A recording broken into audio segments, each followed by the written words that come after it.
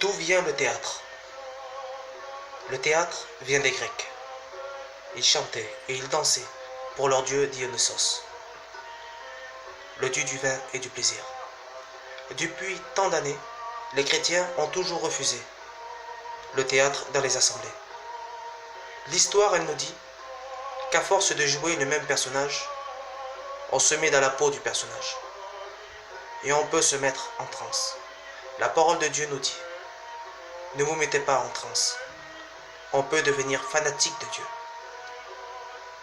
C'est ce qu'ils faisaient, les Grecs. Ils étaient fanatiques. Et ils se mettaient en transe.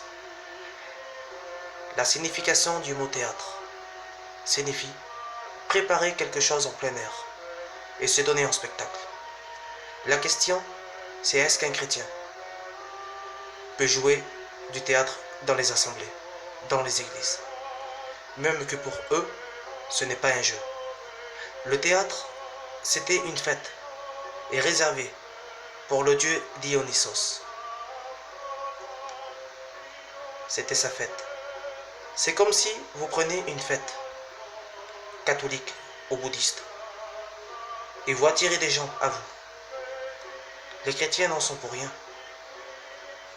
mais ils participent. Mais c'est aux enseignants qui devraient se renseigner sur le théâtre, la signification de son nom et ses œuvres.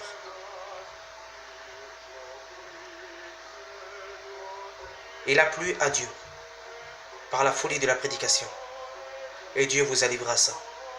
On ne représente pas le Saint-Esprit sur l'estrade, ou Dieu, ou Jésus-Christ. Alors soyez prudents, nous sommes dans les derniers temps. Ce n'est pas une prédication qu'ils font, mais une représentation.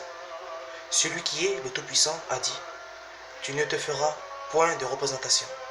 Exode 20, verset 4. Comment on peut représenter le Saint-Esprit? Que celui qui a de l'intelligence, qu'il prenne garde. Et que celui qui n'en a pas, qu'il la demande.